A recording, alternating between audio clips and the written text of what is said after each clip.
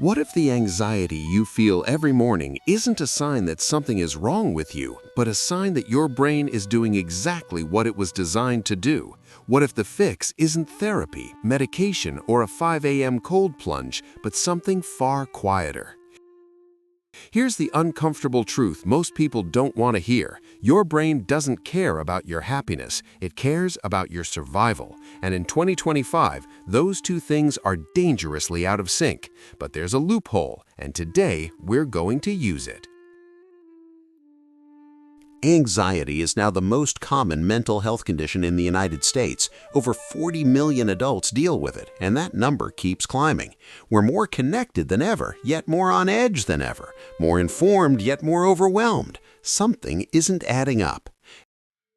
And here's what I think is missing from the conversation. We keep treating anxiety like it's an emotion to be managed. But what if it's actually a habit, a loop your brain learned and keeps running because it genuinely thinks it's protecting you?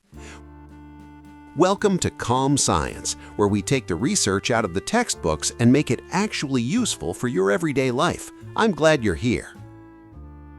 Today we're digging into one of the most underrated tools for calming an anxious brain. Routine. Not a rigid schedule, not a 12-step morning protocol, just the quiet, powerful science of predictability and how you can use it to retrain your nervous system from the inside out. Here's what we'll cover: why your brain is literally wired to crave routine, what happens neurologically when that routine disappears, and 3 practical ways to build the kind of structure that acts like a natural anxiety buffer. Let's start somewhere familiar.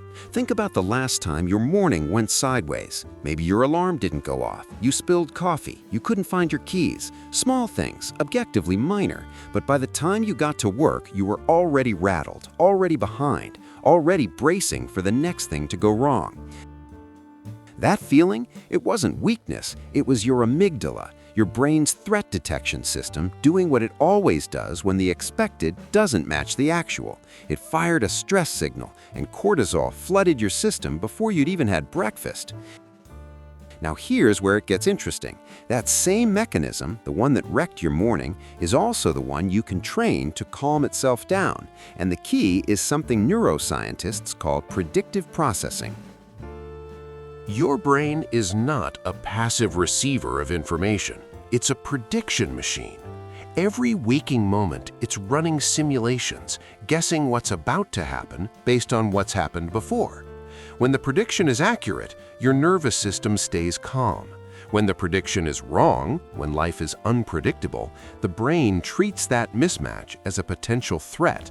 Cortisol rises, alertness spikes, anxiety shows up uninvited. This is why chronic unpredictability is so exhausting. It's not just emotionally draining, it's neurologically expensive.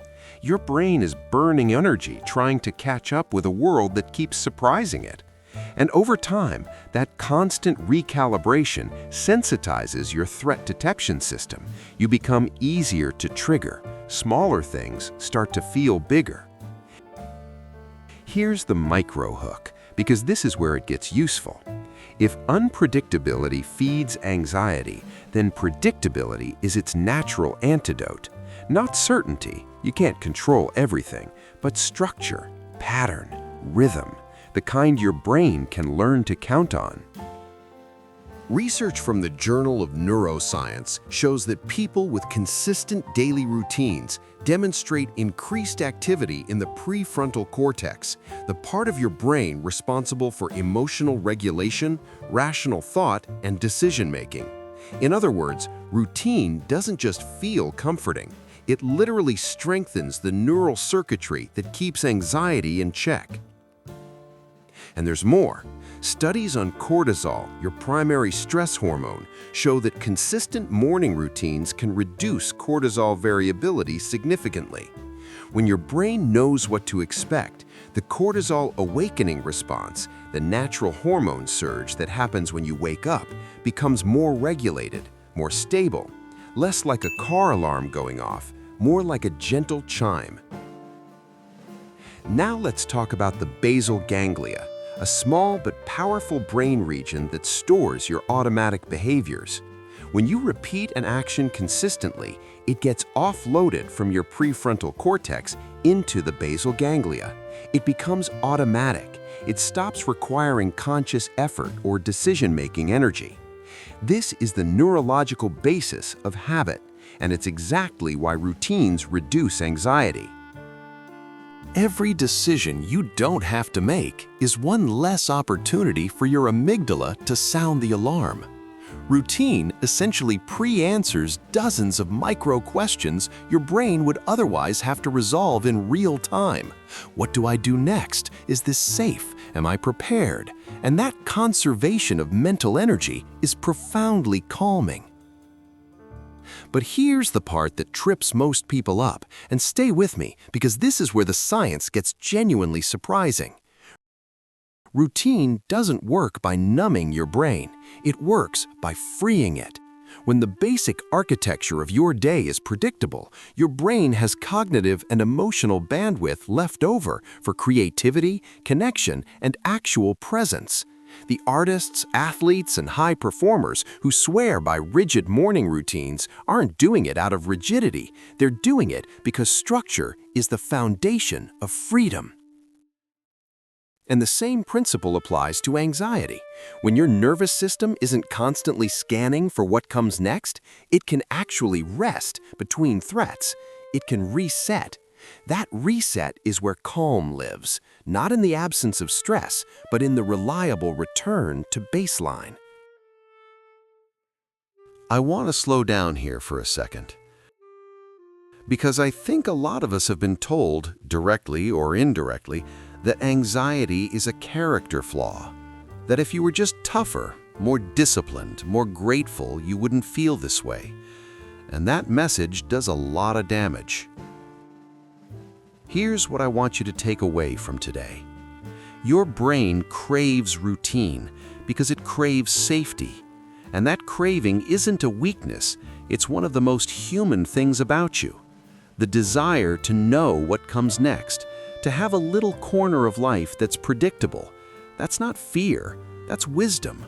That's your nervous system trying to protect you the only way it knows how. The question isn't how to silence that craving. The question is how to meet it, wisely, gently, with intention. Because when you build even one small predictable anchor into your day, a consistent wake time, a quiet cup of coffee before the noise begins, a walk you take without your phone, you are not just forming a habit, you are sending your brain a message. You are safe here. I've got you. You don't have to stay on guard. And over time, not overnight, but over time, your brain starts to believe it. So here's what I want to ask you, and I genuinely mean this. I'd love to hear your answer.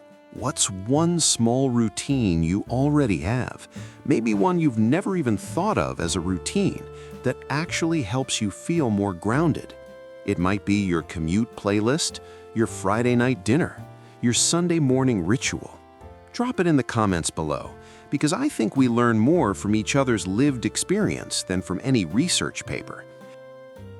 And if this episode gave you something, a new way of thinking about your anxiety, a sense of relief, or even just a name for something you felt for a long time, then Calm Science might be your kind of place. We break down the real science of the mind in a way that actually lands. No jargon for the sake of jargon, no toxic positivity, just honest, grounded, useful psychology. Come join the community, hit subscribe, and I'll see you in the next one.